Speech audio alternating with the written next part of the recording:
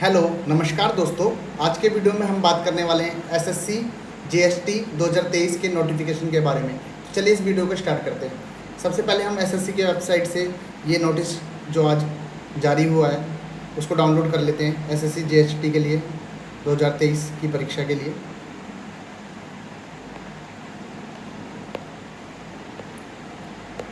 तो इस जो नोटिस है ये इसमें क्या क्या बताया गया है आज उसी के बारे में बात करेंगे। जो डेट है वो आज से चालू हो गई है फॉर्म भरने की, और लास्ट डेट जो है वो 12/9 है। ठीक है, 12/9 जो है उसकी लास्ट डेट है। 12 तारीख सितंबर में 11 बज के रात तक आप फॉर्म भर सकते हैं। ठीक है, फिर फॉर्म करेक्शन के लिए जो विंडो खुलेगी वो 13 और 14 के बीच में रहेगी। 13 को खुलेगी और 14 को 11 बजे तक आप उसमें करेक्शन जो भी अपने फॉर्म में कर सकते हैं। इसका जो एग्ज़ाम होने वाला है पेपर 1 CBT वो होने वाला है अक्टूबर 2023 में। ठीक है, अब आगे चलते हैं हम। जो पोस्ट है इसमें कौन कौन सी है वो है junior translation officer in central secretariat official language services CSOLS। ठीक है, इसमें लेवल 6 की है। और फिर junior translation officer JTO arm force AFHQ में है। ठीक है, लेवल 6 की।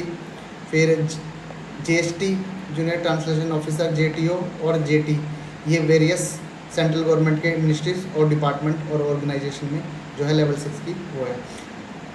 इसके अलावा जो है वो है सीनियर हिंदी ट्रांसलेटर और senior translator in various central government ministries department और ऑर्गेनाइजेशन, ये लेवल 7 की जॉब है। ठीक है, और इसका जो ग्रेड पे ये है लेवल 7 का।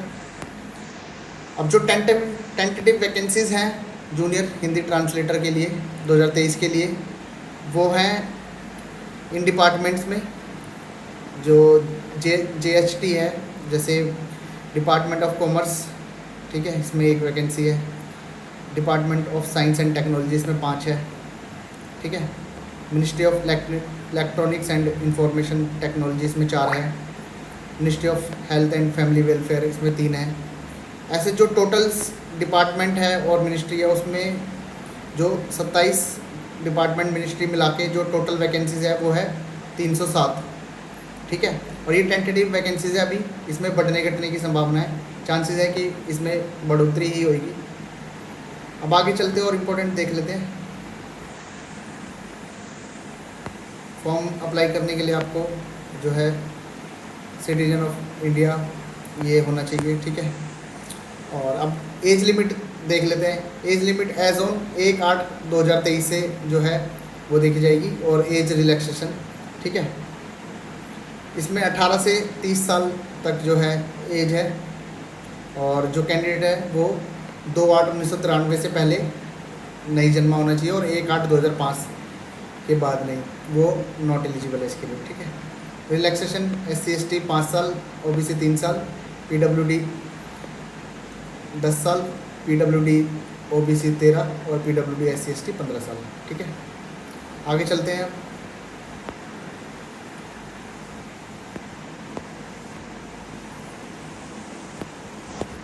काफ़ी लंबा नोटिस है ये।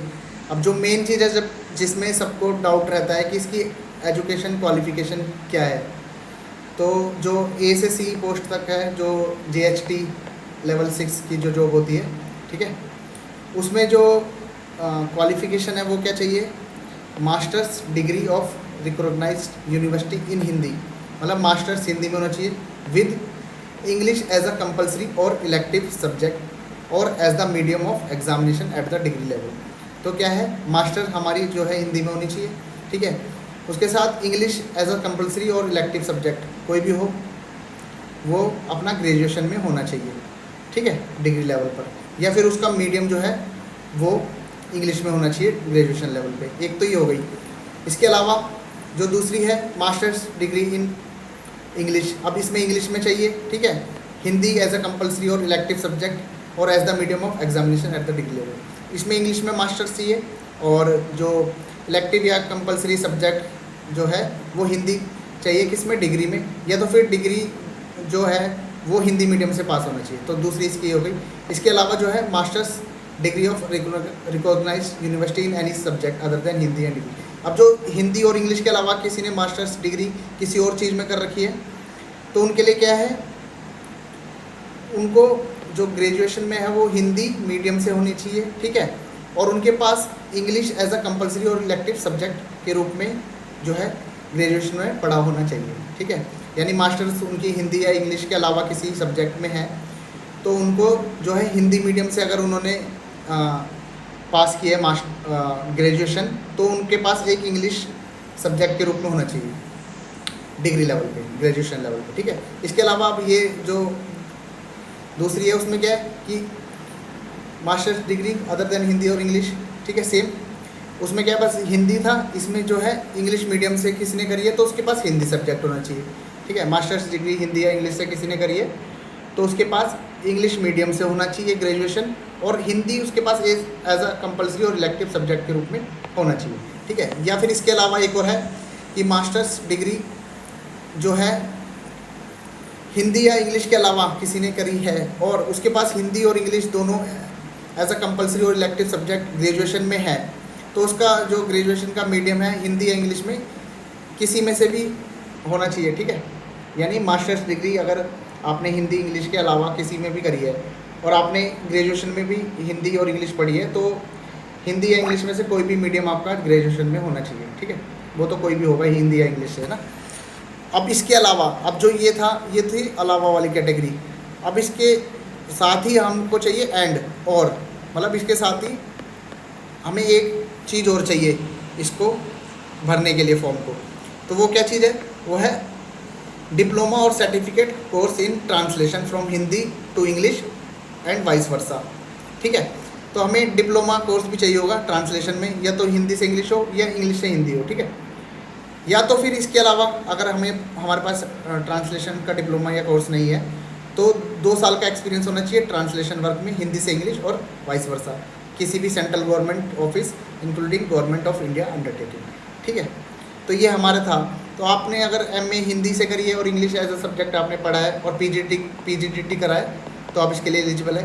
एमए इंग्लिश और हिंदी ग्रेजुएशन में पढ़ा है तो आप पीजीडीटी के साथ इसको भर सकते हैं। एमए अगर किसी और सब्जेक्ट के साथ करा है और जो आपकी ग्रेजुएशन में हिंदी मीडियम है और इंग्लिश एज अ सब्जेक्ट पढ़ा है पीजीडीटी के साथ आप इसको कर सकते हैं, ठीक है। ऐसे ये क्वालिफिकेशन थी।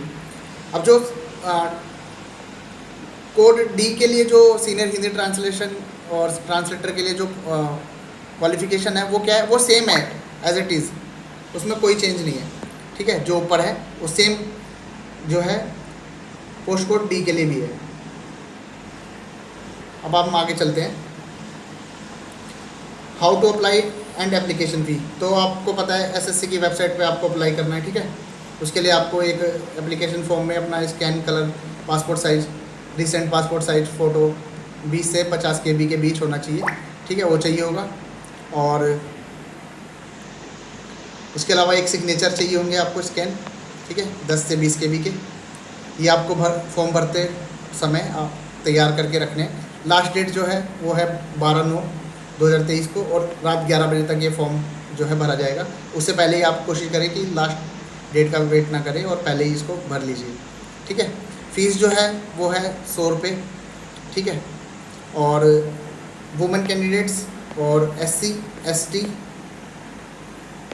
ST और PWBD के लिए और एक्स सर्विसमैन के लिए कोई फ़ीस नहीं है, ठीक है। फ़ीस आप इनसे भीम UPI और नेट बैंकिंग किसी से भी कर सकते हैं फ़ी पे। अब जो करेक्शन के लिए भी मान लो आपका फॉर्म गलत हो गया तो करेक्शन के लिए विंडो 13/9 को खुलेगी और 14/9 को 11 बजे बंद हो जाएगी। उस बीच अपना फॉर्म करेक्ट कर सकते हैं, ठीक है। अब जो सेंटर ऑफ एग्जामिनेशन है वो कहाँ है, तो जो सेंटर रीजन के है वो ये सब है, ईस्टर रीजन के है वो ये सब है, KKR रीजन के ये सारे हैं, MPR रीजन के ये सब है और NER रीजन के ये सारे सेंटर्स हैं। इनमें से आप अपने नज़दीकी सेंटर को डाल सकते हैं, ठीक है। नॉर्दर्न रीजन के जैसे दिल्ली, अजमेर, बीकानेर, जयपुर, ये सब आप जो भी आपके नज़दीक है वो आप अपना सेंटर डाल सकते हैं। NWR के ये सब है, चंडीगढ़, मोहाली। सदर्न रीजन के ये हैं और वेस्टर्न रीजन के ये हैं, ठीक है। तो ये आप अपने अकॉर्डिंग इसको भर सकते हैं। अब जो मेन है वो है स्कीम ऑफ एग्जामिनेशन की एग्ज़ाम में क्या होने वाला है, ठीक है। तो इसमें 2 पेपर होने वाले हैं, पेपर 1 और पेपर 2, ठीक है। पेपर 1 जो होगा वो कंप्यूटर बेस्ड मोड होगा, CBT, ठीक है। इसमें क्या आएंगे, सिर्फ 2 सब्जेक्ट, जनरल हिंदी और जनरल इंग्लिश, ठीक है। दोनों क्या होंगे, 100 क्वेश्चन होंगे और 100 मार्क्स के होंगे, इंग्लिश भी और हिंदी भी, ठीक है। इसके लिए हमें 2 घंटे मिलेंगे करने को। और पेपर 2 जो है वो डिस्क्रिप्टिव टाइप होगा, उसमें क्या आएगा, ट्रांसलेशन और एस्से, सिर्फ ट्रांसलेशन और एस्से 200 मार्क्स का होगा ये, और इसके लिए भी हमें 2 घंटे मिलेंगे। ट्रांसलेशन एक तो हिंदी से इंग्लिश आएगा और एक इंग्लिश से हिंदी, ठीक है। एस्से भी एक इंग्लिश में आएगा और एक हिंदी में, ठीक है। तो पेपर जो 1 होगा उसमें क्या होगा, objective type multiple choice question होंगे, ठीक है। और नेगेटिव मार्किंग होगी कितने की, 0.25, 1/4 की, ठीक है। आंसर की जो आएगी, पेपर 1 जब कंडक्ट हो रहेगा उसके बाद आंसर की आ जाएगी, ठीक है। अगर कोई क्वेश्चन गलत है तो 100 रुपये देके आप उसको चैलेंज कर सकते हैं। आगे चलते हैं आप इंडिकेटिव सिलेबस। तो इंडिकेटिव सिलेबस में क्या है, पेपर 1 कंप्यूटर बेस्ड एग्जामिनेशन है, ठीक है। अब इसमें जो क्वेश्चन होंगे वो कैसे होंगे कि understanding the language of literature, correct use of words, phrase, idioms and ability to write language correctly, ठीक है। ये सब इस प्रकार के क्वेश्चन होंगे। पेपर 2 में क्या होगा, the paper 2 will consist 2 passages of translation, 2 passage होंगे ट्रांसलेशन, इंग्लिश से हिंदी, ठीक है, और इंग्लिश टू हिंदी और हिंदी टू इंग्लिश, और 2 ही अपने जो है पैराग्राफ जो है एस्से होने वाले, 2 एस्से और 2 पैराग्राफ होंगे हिंदी टू इंग्लिश और English to Hindi type translation करने के लिए, ठीक है। आगे चलते हैं अपन, जो है एग्जामिनेशन सेंटर में आप कौन सा जो अपना ID कार्ड लेके जा सकते हो, तो वो ये सब है, ठीक है। अब DV जो है, DV के लिए इसमें लिखा हुआ है कि DV जो है अपना कंसर्न डिपार्टमेंट कराएगा after declaration of final result, ठीक है। तो ये DV जो है ये कराएंगे।